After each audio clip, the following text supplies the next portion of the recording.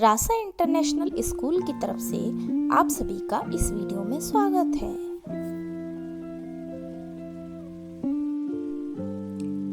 नमस्कार प्यारे बच्चों, आज हम बिहारी के दोहे के अतिरिक्त दोहों का अध्ययन करेंगे, शेष दोहों का अध्ययन करेंगे। तो आज हम करेंगे दोहा नंबर 3 का अध्ययन।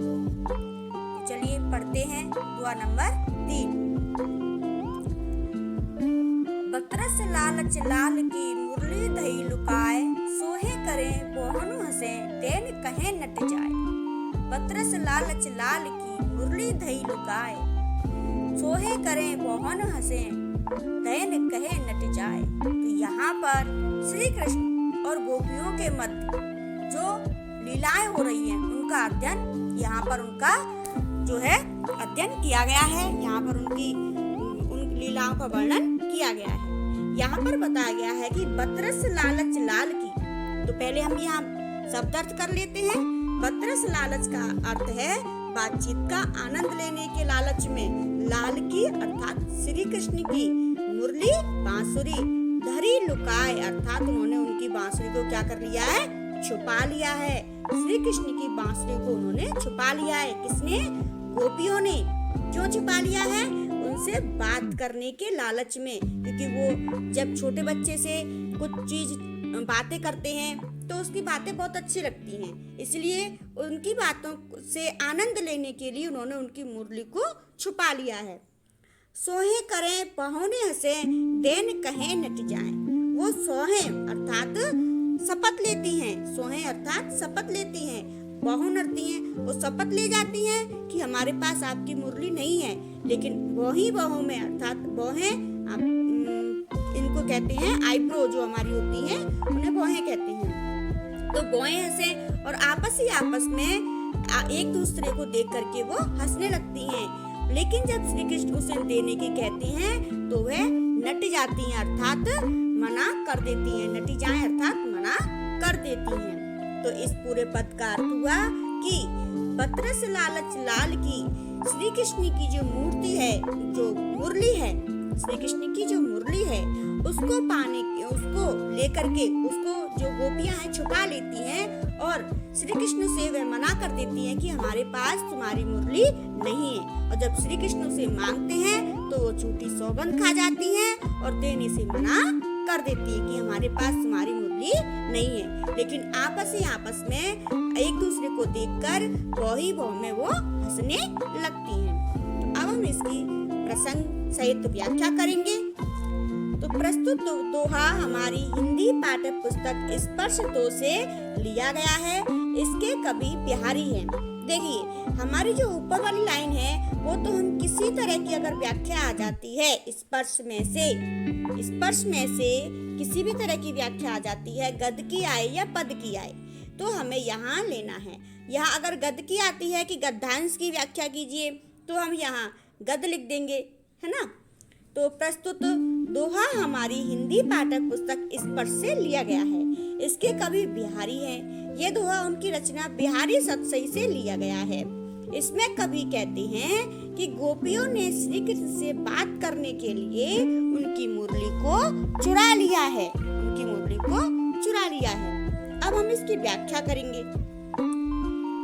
व्याख्या देखिए, इसमें गोपी जो कवि है गोपियों द्वारा श्री कृष्ण की बांसुरी चुराए जाने का वर्णन करते हैं। किसका वर्णन हो रहा है यहाँ? बांसुरी को चुराए जाने का।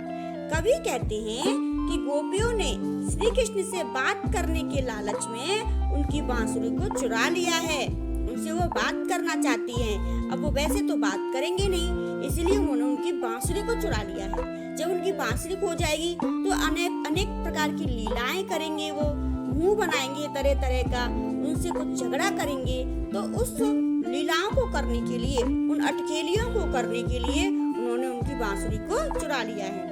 गोपियां कसम भी खाती हैं कि उन्होंने बांसुरी को नहीं चुराया है, लेकिन बाद में भौहें घुमाकर हंसने लगती हैं और बांसुरी देने से मना कर रही हैं। क्या कर रही हैं? बांसुरी देने से वो मना कर रही हैं। तो इस तरह से ये हमारी इसकी व्याख्या हो गई।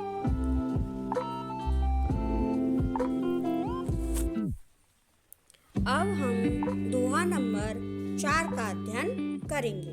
दोहा नंबर 4। तो चलिए प्रारंभ करते हैं।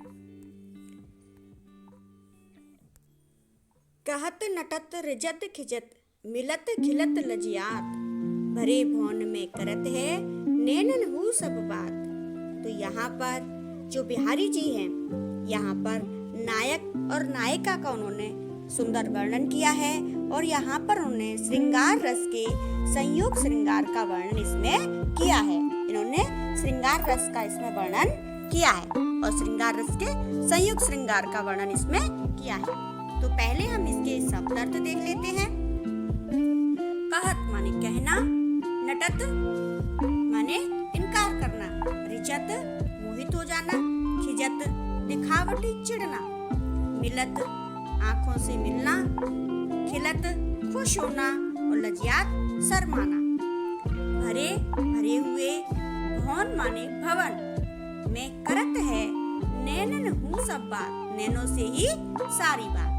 यहाँ पर इन पंक्तियों का जो अर्थ है कि कहत नटत रिजत खिजत, नायक नायिका हम यहाँ से लेते हैं। यहाँ नीचे की लाइन से इसका अर्थ होगा कि भरे भवन में करत है, नैनन हूँ सब बात। नायक और नायिका भरे हुए भवन में, अर्थात वहाँ पर बहुत अधिक भीड़ भाड़ है, वहाँ बहुत सारे लोग इकट्ठा हुए हैं। इतने लोगों के सामने भी वे आपस में नैनन हूँ सब बात, नैनों से ही सारी बातें कर रहे हैं। और कैसे कर रहे हैं कि कहत नटत, जब नायक नायिका से कुछ कहता है तो नायिका इससे इनकार कर देती है, कुछ कहता है तो नायिका इससे इनकार कर देती है और उसकी बातों से थोड़ा खिंच जाती है, रिझ जाती है और उसकी बातों से क्या हो जाती है, मोहित भी हो जाती है। रिझत अर्थात जो नायक है उसे देखकर वो मोहित भी हो जाती है, खिजत और उसकी बात पे दिखावटी खिंच जाती है, चिढ़ना बताती है कि मैं आपकी बातों से चिढ़ रही हूँ। उसके बाद दोनों की आपस में निगाहें मिलती हैं, फिर वो एक दूसरे को देख करके खुश हो जाते हैं, खिलत खुश हो जाते हैं और शर्मा जाते हैं, लज्जात शर्मा भी जाते हैं। तो अर्थात कहने का तात्पर्य है कि इतने बड़े भवन, इतने भरे हुए भवन में, इतने लोगों के बीच वो क्या करते हैं, एक दूसरे को देखते हैं और आंखों ही आंखों में सारी बातें कर लेते हैं। एक दूसरे को देखकर खुश भी हो जाते हैं, बातें भी कर लेते हैं और आपस में फिर देखकर शर्मा भी जाते हैं। तो हम इसकी सप्रसंग व्याख्या कैसे करेंगे, देखिए।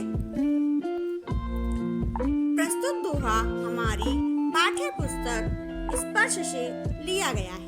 इसमें कवि बिहारी हैं। ये दोहा उनकी रचना बिहारी सतसई से लिया गया है। इसमें कवि ने नायक नायिका की आंखों आंखों में चलने वाली बातचीत का सुंदर वर्णन किया है।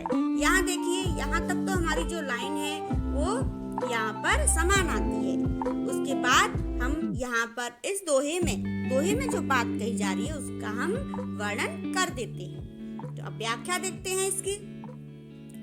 इस दोहे में कवि कहते हैं कि नायक और नायिका एक दूसरे से आंखों ही आंखों में बातचीत करते हैं। नायक की बातों का उत्तर कभी नायिका इनकार से देती है, कभी उसकी बातों पर मोहित हो जाती है, कभी बनावटी गुस्सा दिखाती है और जब उसकी आंखों से आंखें फिर से मिलती हैं तो वे दोनों खुश हो जाते हैं और कभी कभी शर्मा भी जाते हैं। कभी कहते हैं इस तरह वे भीड़ में भी एक दूसरे से बातें करते हैं और कभी किसी को ज्ञात भी नहीं होता है और किसी को पता भी नहीं चलता है कि ये दोनों बातचीत कर रहे हैं। तो आपको समझ में आया होगा, आप इसका अभ्यास करिए। तो अब हम नेक्स्ट वीडियो में नेक्स्ट टॉपिक कवर करेंगे।